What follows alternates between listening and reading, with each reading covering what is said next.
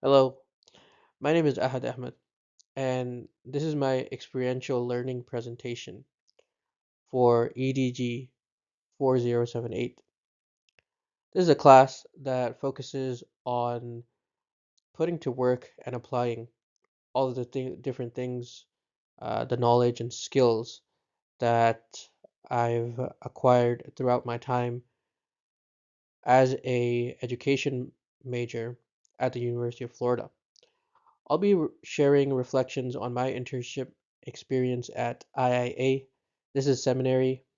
It provides faith-based education, and I'm going to explain how this internship helped me grow personally and professionally, and how it connects to my major at the University of Florida. So my placement was with the Islamic Institution of Atlanta, or IIA. I served there as an educational consultant. The work was fully remote, and I collaborated primarily with and high school teachers. My main role involved leading weekly professional development sessions, and I focused on trying to improve assessment practices.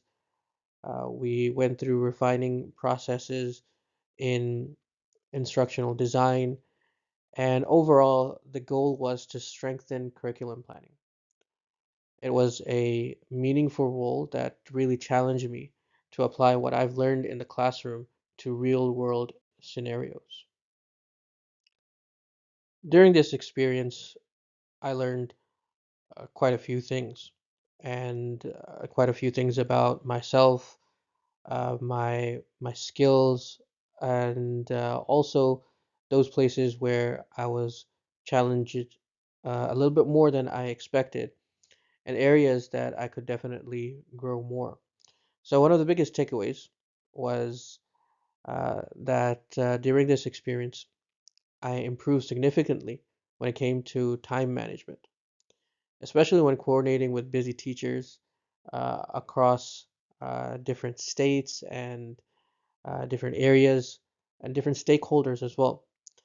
My communication and instructional design skills, I felt like also got sharper because I was putting them into practice and deepening my knowledge and really aiming for those higher order learning skills according to Bloom's taxonomy.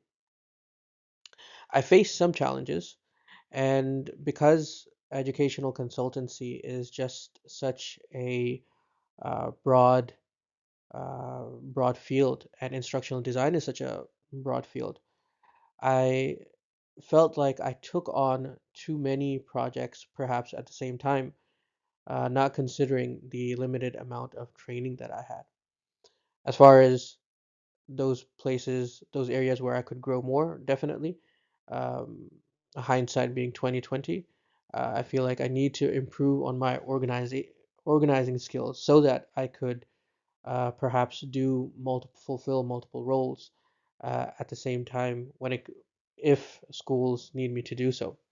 And also, through practice, I feel like I could gain a little bit more confidence in applying the theory that I've learned, the educational theories, into practice. So you never really know what working in a particular field will feel like, and the challenges and the insights that you're going to gain unless you take the step and involve yourself. And that's why this project, I feel like, was key in bringing about some insights, some real insights. So the reality is that consultancy work oftentimes is much less structured than academia. Oftentimes, the schools, the principals, the administration, the teachers, different people that you're going to come across and that you're going to work with, it's not always going to be smooth, and what they require is not always going to be clear. So there's a lot less structure here than academia, whereas I feel like the professors and different types of teachers and teacher assistants, the expectation, at least everyone tries to make them quite clear.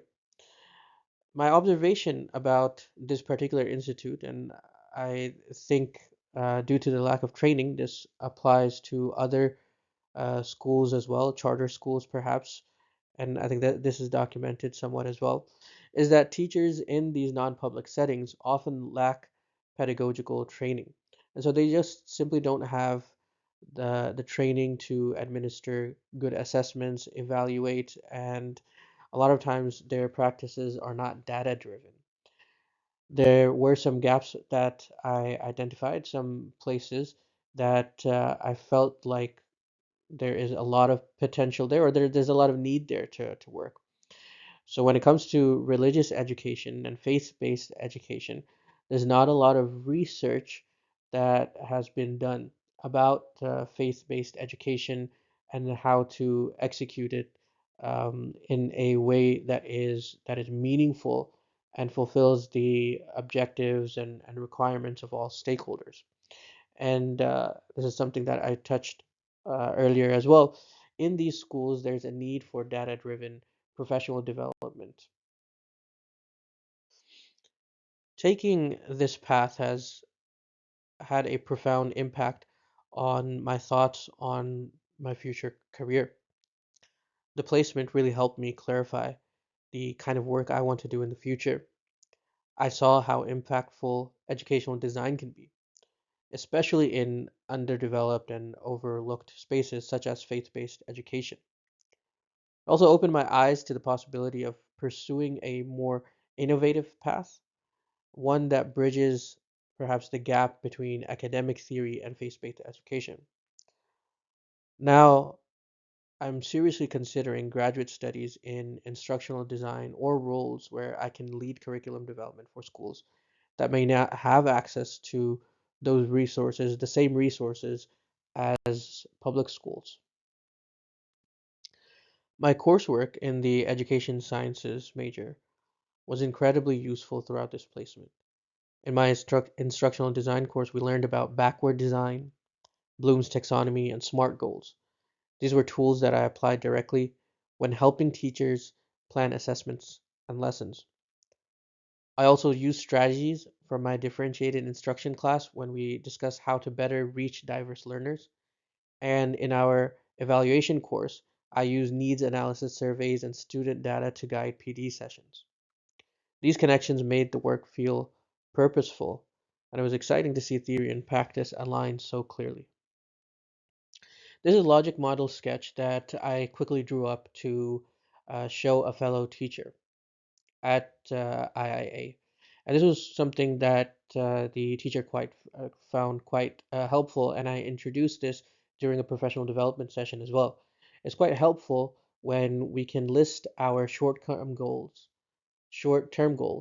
and short-term outcomes and see and connect them to our long-term goals, also highlighting the different phases and steps that need to be taken to reach those long-term goals. So this type of professional development, there was quite a lot of positive feedback for these types of professional development sessions. Looking back at this experience, I have come to the conclusion that this experience has affirmed my passion for curriculum and instructional design. During this time, I saw firsthand how research-based practices can transform a school's culture and support both students and teachers. And also, it reinforced how important it is to elevate religious education through thoughtful design.